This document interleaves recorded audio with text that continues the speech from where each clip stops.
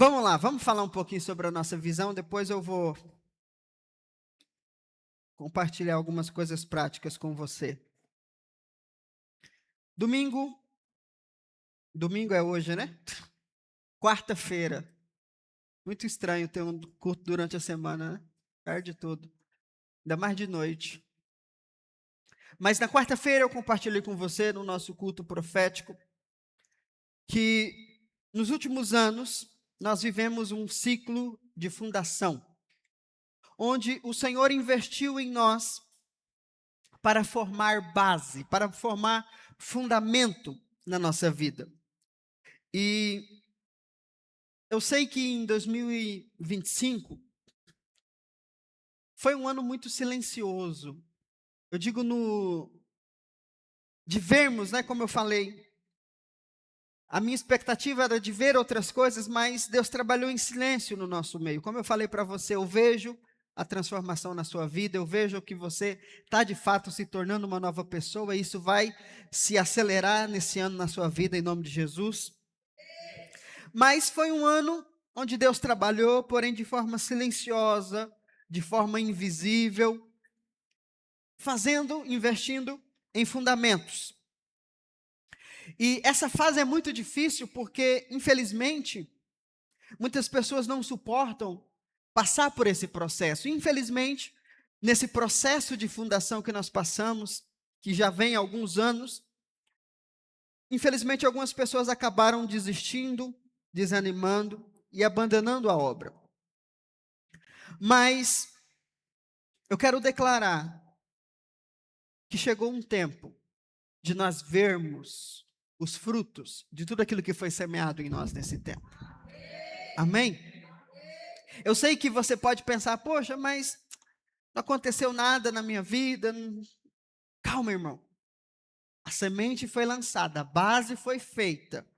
O Senhor investiu em você, para que agora você comece a frutificar. Amém? Então, nesse ano de 2025, o Senhor investiu em nós no silêncio, para que a nossa voz tenha autoridade no barulho. Essa foi uma frase que o Senhor falou comigo e que me fez compreender que eu precisava falar com vocês hoje sobre a nossa visão. Nós somos uma voz de Deus para essa geração. Amém? Mas essa voz, ela precisa ter autoridade. Porque, como eu disse, esse será um ano de crise no mundo. Esse será um ano de muito barulho, será um ano de desespero, será um ano de colocar expectativas em coisas erradas. Mas nós seremos uma voz para essa geração. As pessoas virão até você para receber direção para a vida delas. Em nome de Jesus.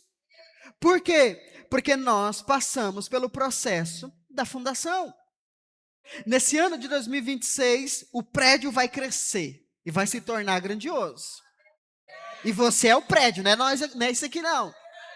Porque se Deus quiser crescer também, eu tô querendo, eu tô afim. Deixa isso para o próximo semestre, né? Mas tudo bem.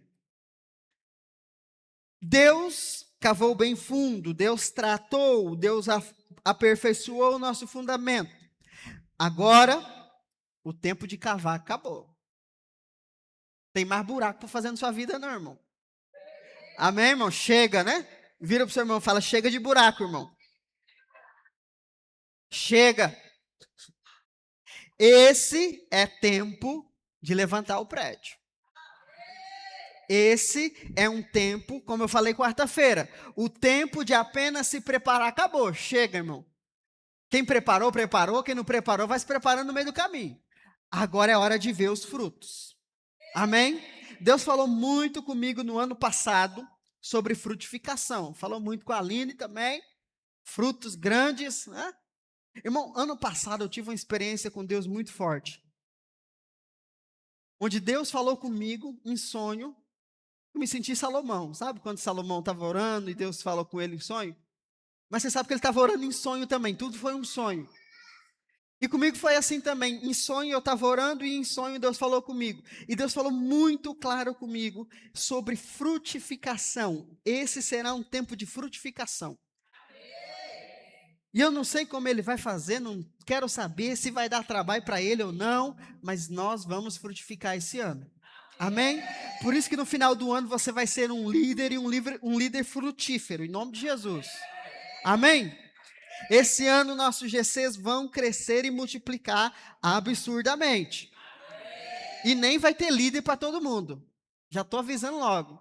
Porque nós, nesses próximos 3 meses, nós vamos viver um tempo de frutificação.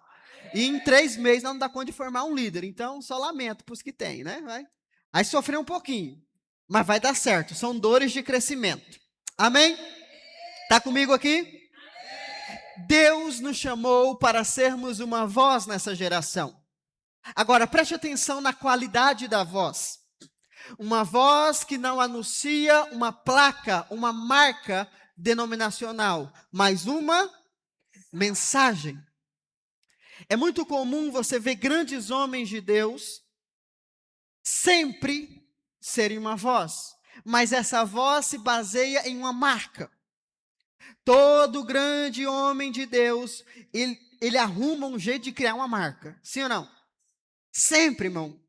Pode começar como itinerante, como muitos começou, mas ele arruma um jeito. Não, preciso ter a minha marca para ser conhecido.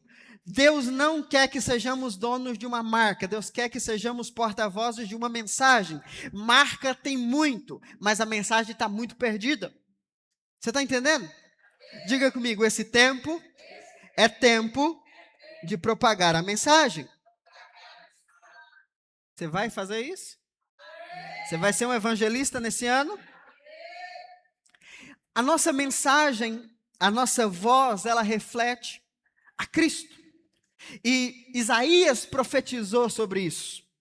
Isaías capítulo 40, versículos 3 a 5 diz: a glória do Senhor será revelada, e juntos todos a contemplarão, porquanto a boca do Senhor afirmou. Cadê o resto do versículo? Rapaz, quem fez isso aqui, hein? Vamos ler. E pior que o texto está errado ali, hein, irmão? Foi só o final do texto, meu Deus. Isaías 40, versículo, por isso que eu falei para você trazer sua Bíblia. Isaías 40, versículo 3 ao 5. Há uma voz que clama: em meio à terra desértica, preparai o caminho para o Senhor.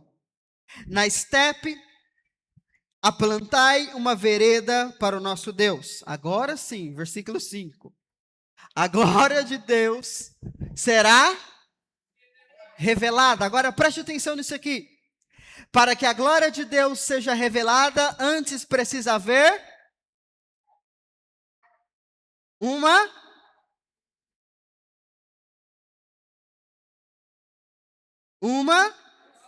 voz.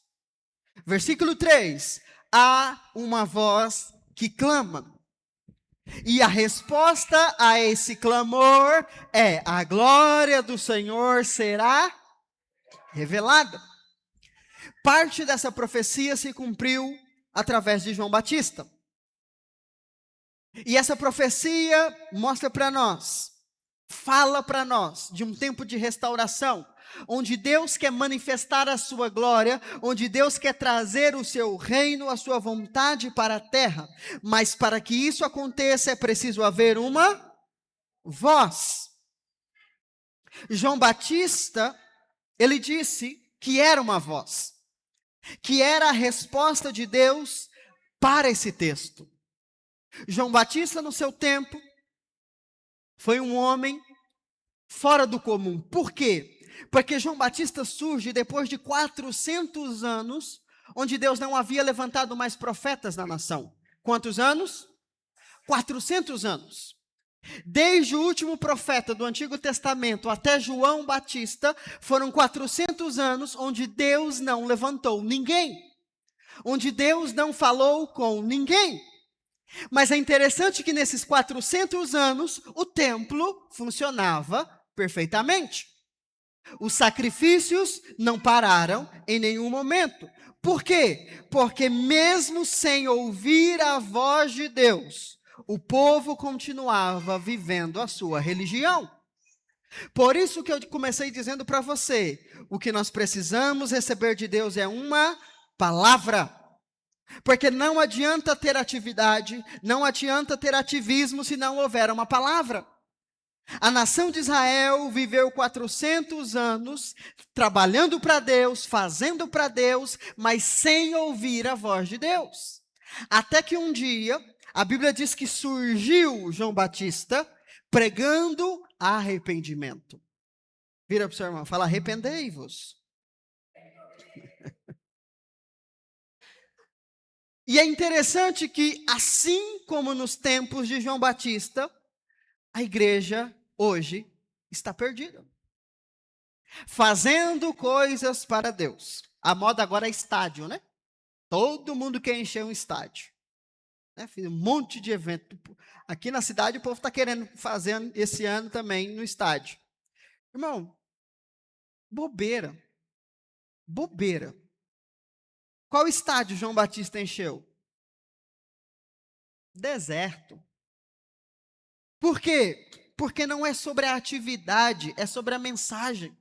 Não adianta eu encher um estádio, não adianta a gente fazer megas eventos, salvar milhões de pessoas, que é o argumento que eles usam, não, mas salvamos tantas pessoas, mas essas pessoas foram salvas e vão amadurecer ou só foram salvas? E vão ser disciplinadas por 1000 anos? Nós somos uma igreja de gente madura. Amém? Porque também não adianta você ser salvo e não for arrebatado. Você é salvo e vai ser arrebatado, em nome de Jesus. Nem que você agarre no pé de alguém, vai. Mas você vai, em nome de Jesus. Amém? Pergunta para o irmão, e se ele dá uma carona para você?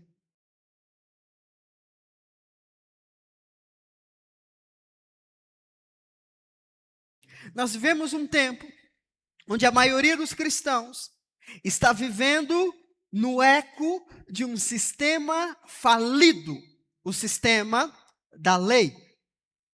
Existe diferença entre um eco e uma voz. O eco fala do passado.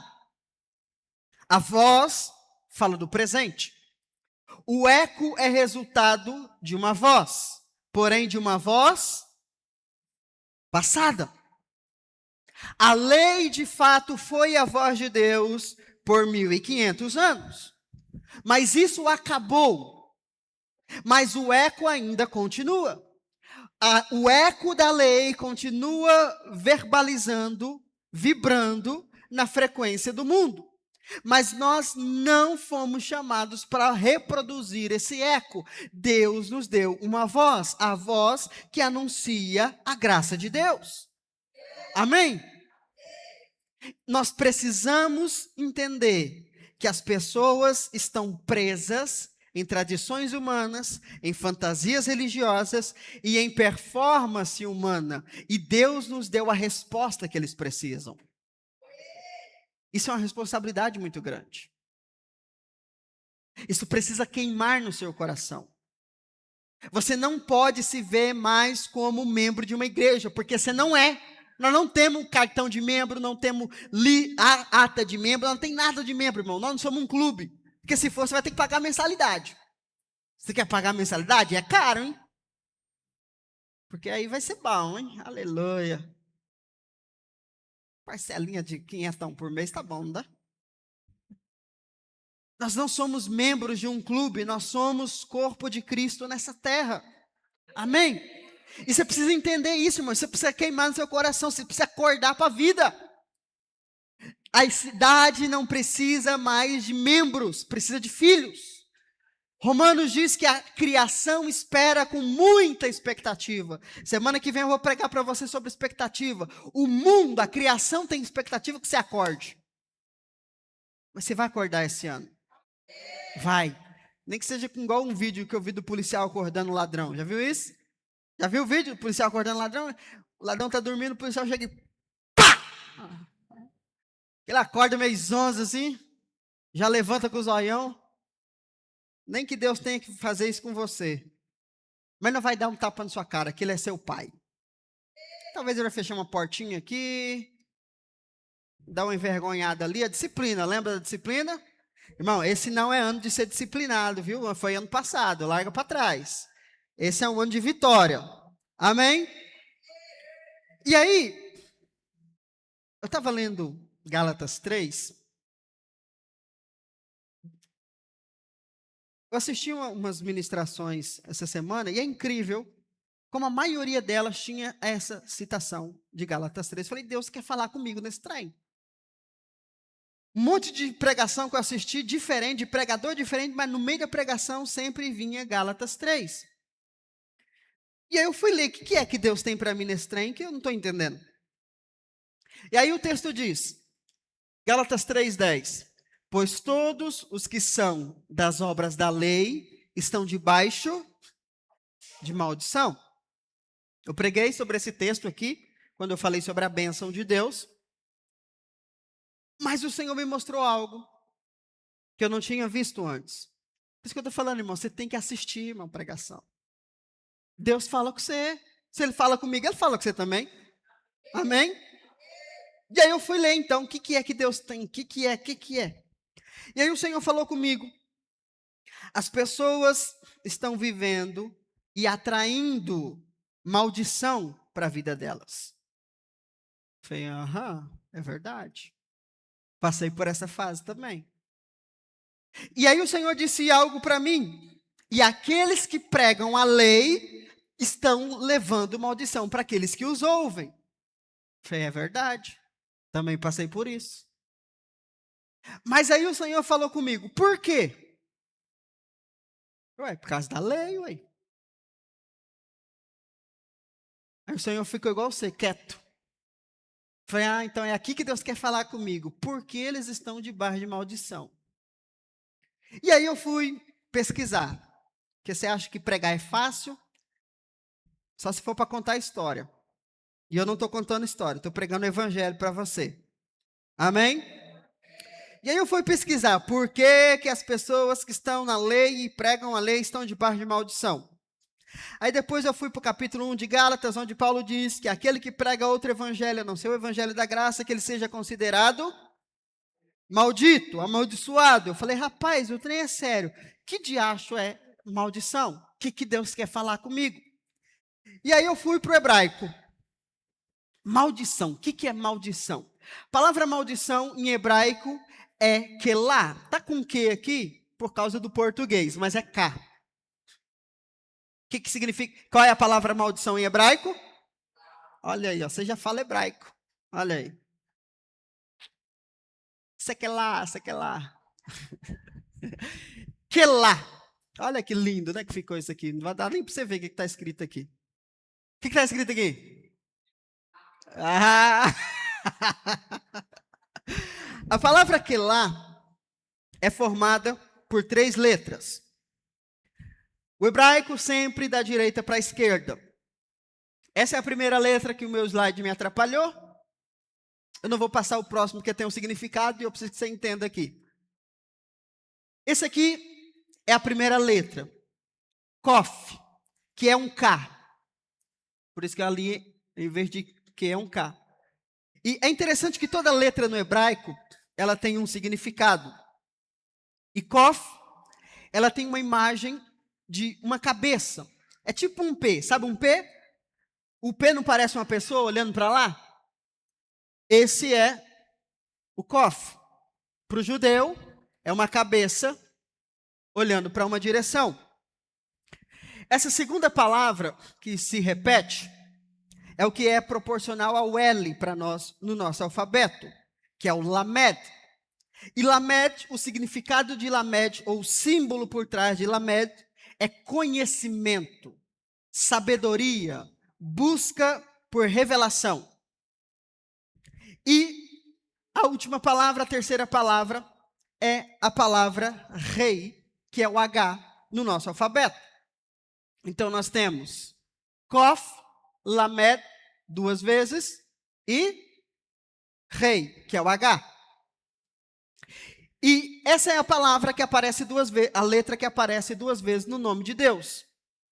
Então aqui nós temos uma mensagem.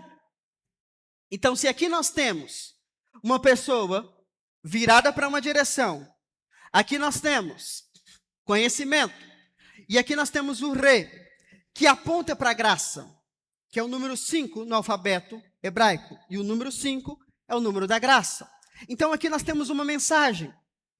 Nós temos uma pessoa que está virando as costas para o conhecimento e a revelação da graça. E aí o Senhor me trouxe então essa revelação. Na verdade, maldição ou que lá é virar as costas. Aí eu falei, isso é forte.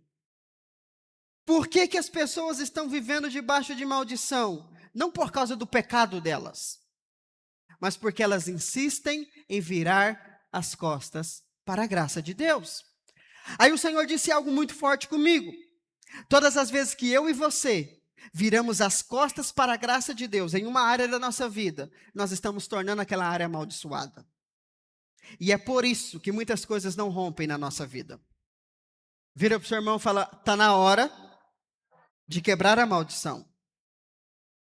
E como que a maldição é quebrada? Não é num culto de quebra de maldição. É só você virar o rosto para a graça. Ao invés de você ficar de costas para a graça, rejeitando o conhecimento da graça, quando você vira para a graça, toda a maldição é quebrada.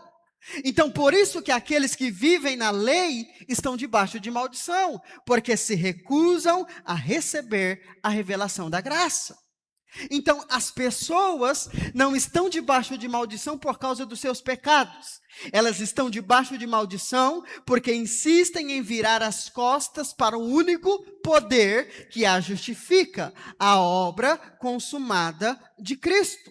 Por isso o que você precisa não é de 7 passos para prosperar. O que você precisa é de graça abundante na sua vida financeira, porque assim você será abençoado. Amém? Parece ser algo muito simples. A graça é a resposta para tudo. Sim.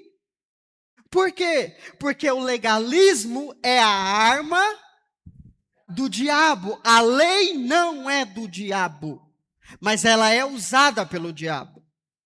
A lei é uma arma poderosa na mão do diabo para te convencer de que você precisa fazer algo para merecer o que a graça já te deu em Cristo. Você não tem que fazer nada para ser abençoado, você já é abençoado. O que você precisa é mudar a sua mente. Então, por que o Senhor queria falar comigo nesse texto? Porque existem áreas na nossa vida que nós estamos seguindo o sistema do mundo e não o sistema de Deus. Por isso estamos atraindo maldição para a nossa vida. Todas as vezes que nós viramos as costas para a graça, você atrai maldição para a sua vida. Quando você não vive a graça nas suas finanças, quando você não vive a graça no seu casamento, quando você não vive a graça na criação de filhos. Teve uma pessoa que perguntou para mim, algumas semanas atrás, eu não respondi, lembrei agora. Como que fica a criação de filhos na graça?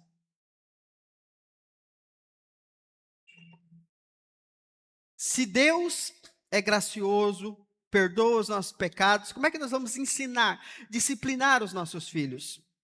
É uma pergunta interessante, né? E aí, eu não respondi, mas eu vou responder para você. A melhor forma, ou a forma da graça, de você disciplinar os seus filhos, é nunca rebaixando eles aquilo que eles fazem. Condene o erro, mas não define ele pelos erros. Um pai que disciplina o seu filho na graça, sempre reafirma a identidade, rejeitando o ato. Então, seu filho aparece em casa com algo que não é dele. Ele não é ladrão. Ele está tendo uma atitude que não pertence a ele. O que a maioria dos pais faz? Eu não vou criar ladrão, você não é ladrão. Não, você está afirmando a identidade de forma negativa. Rejeite o ato, mas reafirma a identidade dele. Ele é um filho amado, um filho de Deus que vai crescer e amadurecer. Amém? da mesma forma como Deus te disciplina. Agora, se você só quer bater no seu filho, se você só quer discipliná-lo, você só é um legalista. Você está atraindo maldição para a vida do seu filho. Mas você não vai ser assim. Amém?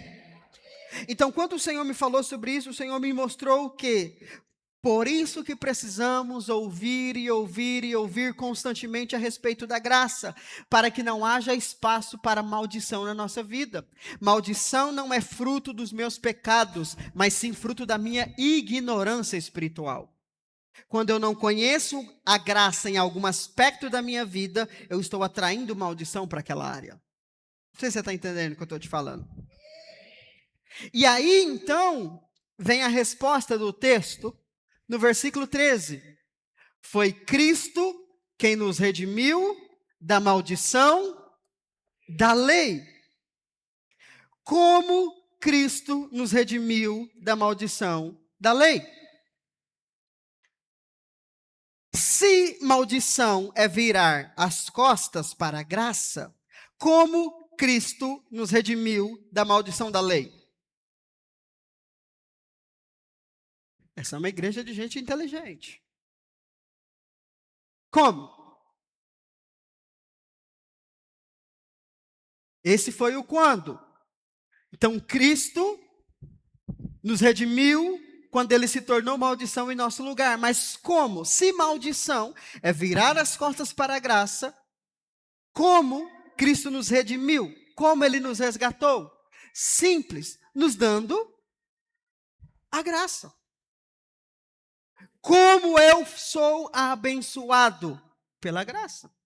Então, Cristo me redimiu da maldição da lei, me tirando da lei e me apresentando a graça. Então, todas as vezes que eu rejeito a graça e volto para o sistema da lei, eu estou desfazendo o que Cristo fez. Eu estou atraindo maldição de volta para a minha vida.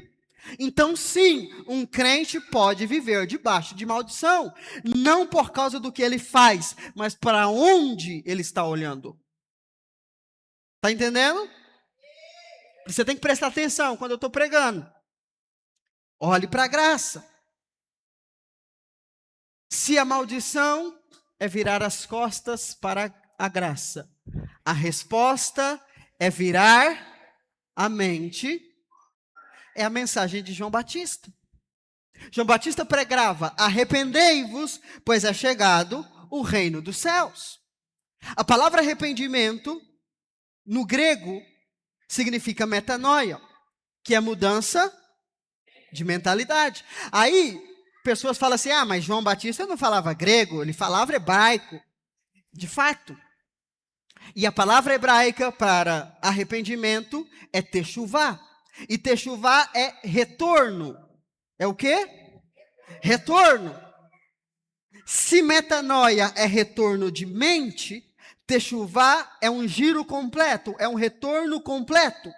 O que João Batista estava pregando? Saia do sistema da lei, virem as costas para a lei, porque a graça está chegando.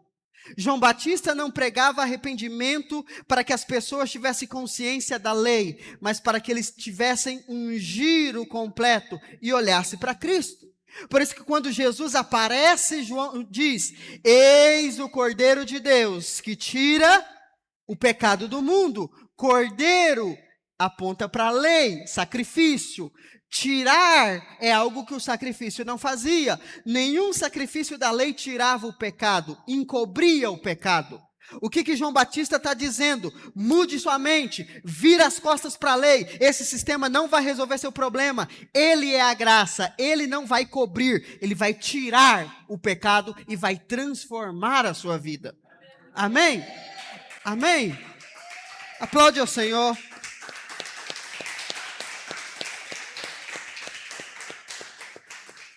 Essa também é a nossa pregação. Precisamos ensinar as pessoas que eles precisam mudar de mente. Não é ficar chorando, irmão. Não é ficar fazendo promessa. Você não fez promessa esse ano não, né, irmão? Não faz não. prometo, Senhor, que esse ano eu vou ler a Bíblia todo dia. Não faça essa besteira, que você não é fiel. Não, pastor, mas eu faço promessa, eu vou ser fiel. Não faz, não. Deus não precisa de suas promessas. Deus precisa que você viva as promessas. Você vê, olha como a gente reduz Deus na lei. O que minha promessa vai mudar para Deus? O que meu bom comportamento vai mudar para Deus? Nada. Mas o que a promessa dele muda para mim? Quando eu entendo que a lei é um sistema falido, eu entendo que, na verdade, o que ela faz é reduzir Deus. Irmão, Deus não precisa de promessas minhas. Eu é que preciso das promessas dele. Ah, Senhor, esse ano eu prometo que eu vou ler a Bíblia pelo menos uma vez por dia. Deus não precisa disso. Quer ler, senta e leia. Não faça promessa. Viva debaixo da promessa de Deus. Amém? Só que as pessoas não sabem disso. Falei dos estádios agorinha. Passei por um relance no evento que teve lá em São Paulo, no estádio. E é brincadeira, né? Eu só entro na hora errada. Eu só vi 5 segundos do evento de 8 horas. Mas justo na parte que eu entrei, a pastora estava lá, Senhor, nos perdoa, Senhor. Ai, meu Deus, 40 mil pessoas para fazer isso. Que perda de tempo. O que eles precisam não é pedir perdão. O que eles precisam é mudar de mente. O que eles precisam entender é que a obra de Jesus é perfeita. Imagine, irmão, eram 4 estádios, 3 no Brasil, um fora do Brasil. Fora o outro, né, que era da concorrência no Rio de Janeiro. 5 estádios cheios, nesse país inteiro. Ninguém falou da graça. Ninguém. Ninguém. Sabe o que é ninguém? Tem uma igreja no Rio de Janeiro, que eu fiquei feliz, quando eu vi o pastor falando que esse ano seria o ano do favor. Eu falei, uau, será que Deus falou com ele? Aí eu fui assistir a pregação, né, para ver o que ele ia falar. Se vocês fizerem, o favor vai alcançar. Eu falei, então você não entendeu bosta nenhuma. Foi Deus que falou com você não. Não existe essa mensagem. As pessoas não conhecem a respeito da graça de Deus. Agora, você quer uma bomba? Quer? Então ajeita na cadeira para você receber sua bomba. Senta direitinho. Essa é uma responsabilidade sua. Pastor, mas se um pastor que consegue encher estádio não prega? Pois é. Jesus disse assim, ó, bem-aventurados são os pequeninos, porque Deus revelou a eles as grandezas do reino. Deus escolheu a gente. Seu amém, tipo assim, meu Deus. Senhor, você tem certeza? Você está fazendo aposta no cavalo errado. Sabe por quê, irmão? Porque quando você entende que você é pequeno, você entende o segredo da dependência. Eu acredito, igual essa igreja lá, são mais de 30 mil pessoas no Rio de Janeiro. Eu acredito que Deus falou com ele sobre o favor. Ele só não entendeu. Por quê? Porque a religião está impregnada nas pessoas.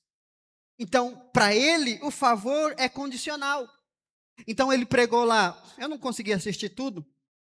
E aí que eu assistia bastante pregação dele, mas não consegui. Ele disse lá, se as pessoas orarem, o favor vai alcançar. Se elas lerem a palavra e se dedicarem, o favor vai alcançar. É a lei. É uma graça misturado com a lei. Isso vai trazer. Está vendo? Você é inteligente, você está entendendo o que eu estou falando. Por isso que nós temos uma responsabilidade. Nós não estamos aqui para nos entreter. Nós temos uma missão nessa cidade. Amém? E eu preciso de você. Eu preciso de você. O Senhor nos deu uma voz. para proclamar mudança de mentalidade, para que as pessoas se voltem para a verdade da cruz e se apropriem da vitória. Você não vai ser abençoado esse ano porque você vai fazer alguma coisa diferente, mas porque Jesus já garantiu a vitória para você. É só por causa disso. Amém? Deus vai te constranger esse ano de tanta bênção na sua vida, irmão. Você vai ficar com vergonha de Deus, não por causa do seu pecado, mas por causa de tanta bênção que Ele vai te dar. Porque foi assim com Pedro. Pedro estava lá pescando, e Jesus chegou para ele e disse assim: Pedro, você me emprestou o barco, obrigado, preguei a mensagem por sua causa, agora eu quero te abençoar. Vai lá e pesca. Ele falou: Senhor, ó, eu já pesquei a noite toda, não deu certo. Não, mas vai lá, você me serviu, agora deixa eu servir você. Aí Pedro vai, aí Pedro diz: pela sua palavra eu estou indo, mas bonito, pregação, teoria, bom, agora na prática não funciona. Aí Pedro está lá, Jesus falou: joga do outro lado. Joga para onde? Ó, vira. Olha para mim. Vira as costas para a lei e olhe para a graça. Quando Pedro joga, a Bíblia diz que encheu de peixe. Benção ou não? Foi tanta bênção que Pedro chega diante de Jesus chorando e dizendo: Senhor, afasta-te de mim, porque eu sou pecador. Ah, mas Jesus falou de pecado? Paulo diz que é a bondade de Deus que nos conduz ao arrependimento. Pedro não ouviu nenhuma pregação sobre pecado, Pedro não ouviu Jesus mandando ele se arrepender, mas a bênção foi tão grande que ele ficou constrangido de ser abençoado por Deus. Essa é a bênção que Deus vai liberar na sua vida esse ano. Você vai ficar constrangido e falar: Senhor, tá bom, Senhor. Meu Deus do céu, as pessoas vão achar que eu estou roubando, Pai. Você vai ser constrangido. Por quê? Simplesmente porque Jesus já garantiu isso para você. Amém? Essa é a mensagem que nós precisamos pregar. Por quê? Porque a resposta que a cidade precisa não é de um prédio novo ou uma de denominação nova. Acho que está na hora de fechar algumas, tem muitas. Muitas. E muitas iguais. Irmão, se tem uma igreja igual a outra, uma já está sobrando, né? Vamos fechar. Por isso que nós não somos igreja, não pode ser membros, que nós já tem um monte. Vamos pegar outros clubes melhor aí, que o nosso aqui está meio quente. Um salãozinho melhor aí. A cidade não precisa, o mundo não precisa de uma igreja nova. O que eles precisam é de uma nova mentalidade baseada na verdade. E isso Deus confiou a nós, irmão. Não é porque nós somos melhores, não é porque nós somos pior mesmo. Nós somos ruins, irmão. Não sei se você acha que você é alguma coisa, eu não sou nada. Botar eu para pregar do lado de um pastor de uma grande igreja nessa cidade, quem vai me escutar? Ninguém. E é esses que Deus quer. João Batista, se você não sabe, era um sacerdote. Mas Deus falou para ele: eu não quero você no sacerdócio. Eu quero você lá no deserto, onde ninguém vai te escutar. Onde ninguém vai te dar honra. Você vai ficar lá falando sozinho. Gravando para o YouTube só. Imagina a cabeça de João Batista, irmão. Ele era para ser o próximo sacerdote. Deus falou: não, eu cancelo esse ministério de sua vida. Assim como tem consagração, tem desconsagração. Deus desconsagrou João Batista. Falou: não, a partir de hoje não serás mais sacerdote, serás um louco no deserto. Mas o que o louco viu no deserto, ninguém viu no templo. O Cordeiro de Deus. Somos pequenos. Fazer igual a Chiquinha defendendo o seu Madruga. Somos pequenos, Zé Ninguém. Não é porque ele é um velho que você tem que bater nele. Mas é essa pequenez que vai produzir a força do Senhor. Porque essa é a palavra que Deus disse para Paulo: o meu poder se aperfeiçoa na sua fraqueza. Por isso que a palavra de Deus para nós nesse ano é de restauração e aceleração. Eu não tenho poder, você não tem poder para fazer nada, irmão. Você já entendeu isso? Já entendeu? Porque você sabe que o desejo de Deus é te fazer chegar no fim de si mesmo. Enquanto você não entender que você não é nada, que você não tem nada, que você não consegue nada, você ainda não entendeu a graça. Você ainda está vivendo na lei, no esforço próprio. Por isso que tem que ter o coração humilde. Porque como nós viveremos restauração e aceleração? Irmão, por milagre. Você crê em milagre? Perguntei por irmão ontem do milagre, ele não me respondeu não. Quer dizer, se respondeu, eu não vi, né? Você respondeu, irmão? Oh, glória. Contar para você um milagre. Ontem, estava com tempo para chover e tinha um mato para carpir. Eu falei, Senhor, chove não. Começou a pingar. Eu falei, não, parou. Só escutou Elias, o senhor escuta eu também. E ela foi embora. Aí, até hoje, ó. Agora tem que orar para ela voltar, né? Hoje estava com previsão de chuva também na hora do culto. Eu falei, não, Senhor, pode mandar embora essa chuva aí, senão os irmãos, ele é tudo de açúcar. E não choveu, graças a Deus. Mas eu deveria ter pedido pelo menos para amenizar o calor, né? Esqueci dessa parte. Deus está respondendo minhas orações, vai responder as suas também. Pastor, mas isso é bobeira. É não, irmão. É acréscimo de fé. Quanto mais você pratica a sua fé, mais você vai fortalecendo a sua fé. Amém? Por isso que a palavra de Deus para nós é essa. Esse é um ano de restauração, aceleração. É Deus dizendo para nós que Ele irá consertar o que estiver quebrado na nossa vida. Ele irá restaurar o que foi danificado. Ele vai restituir o que foi perdido. Para quê? Aqui é o importante. Ontem eu estava aqui orando e o Senhor me trouxe uma palavra de Isaías capítulo 41. E assim eu fiquei assustado, irmão, estou muito assustado. Deus está falando muito. Mas não quero escutar mais, não quero ver. Está na hora de ver. Amém? Mas o Senhor me deu uma palavra. O Senhor me trouxe à memória um versículo. E eu quero ler esse versículo com você para a gente orar. Eu tinha colocado ele aqui, mas eu vou ler ele com você. Isaías 41, versículo 20. Marca aí, depois você lê na sua casa. Isaías 41, versículo 20. Todo o capítulo 41 de Isaías é a promessa de restauração à nação de Israel. E aí, o Senhor, eu li todo o capítulo, mas o Senhor me trouxe esse versículo. Versículo 20.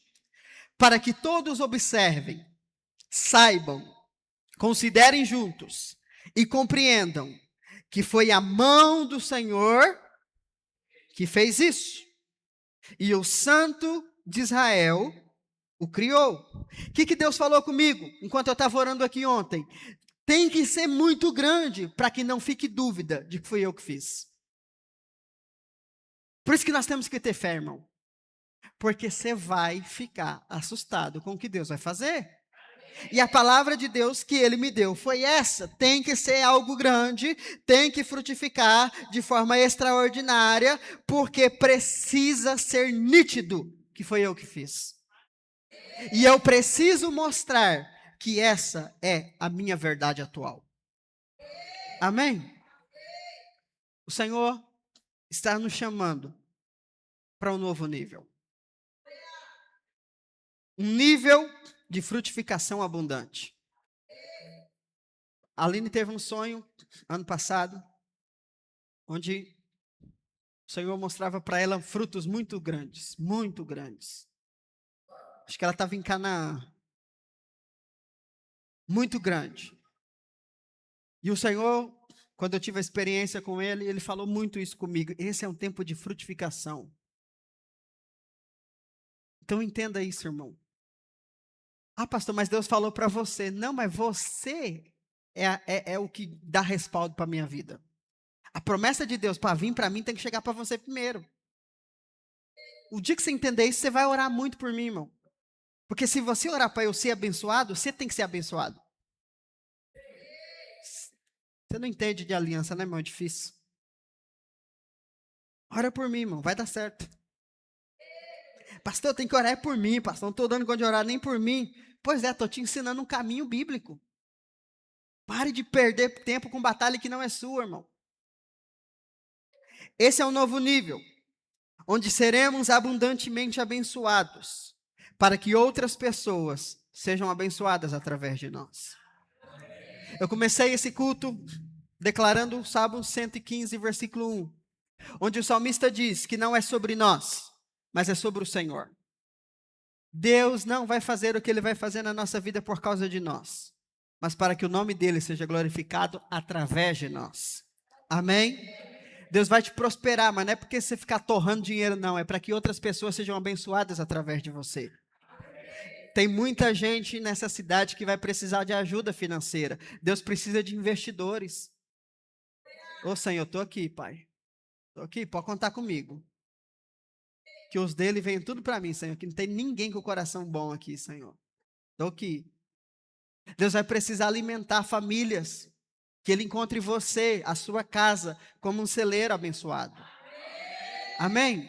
Não é sobre nós. Amém? É sobre o propósito de Deus. Por isso que eu tive que investir esse tempo com você hoje. Falei mais do que deveria, mas nem tudo o que queria.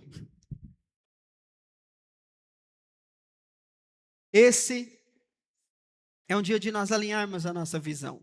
Deus nos deu uma resposta. Amém? Mas a resposta não é um programa. A resposta é você. Deus te plantou neste lugar para frutificar e ser canal dele para essa geração. Amém? Queria que você ficasse de pé. Obrigado, Pai. Obrigado pela tua graça. Obrigado pela tua promessa. Obrigado pela tua palavra sobre as nossas vidas. Nós nos apropriamos daquilo que o Senhor tem para nós. Nós tomamos posse dessa nova fase, dessa estação poderosa sobre a nossa vida. Tudo isso por causa da obra da cruz.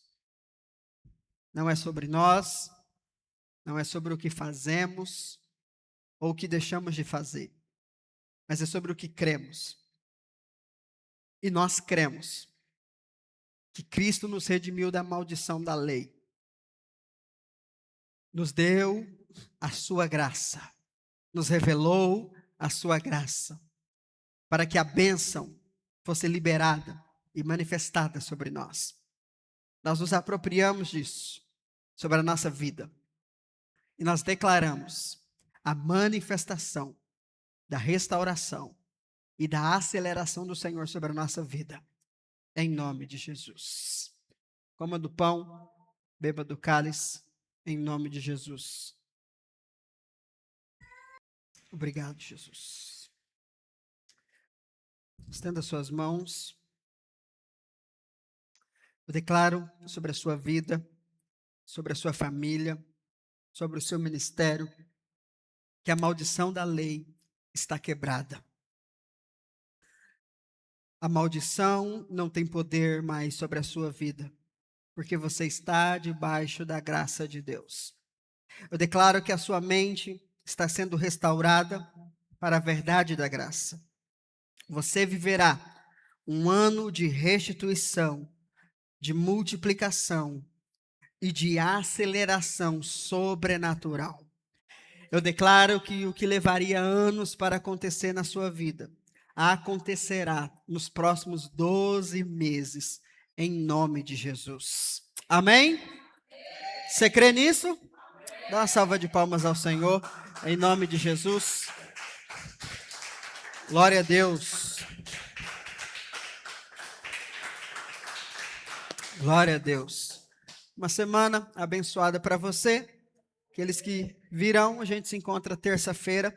Traga papel, traga caneta para nós fazermos os nossos alvos juntos. Deus abençoe.